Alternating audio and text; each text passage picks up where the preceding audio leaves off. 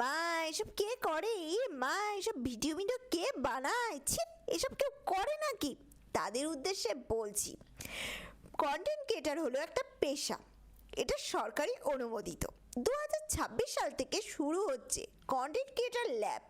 আপনার ট্যাক্সের টাকা দিয়ে এবার তৈরি হবে কন্টেন্ট ক্রিয়েটার ল্যাব।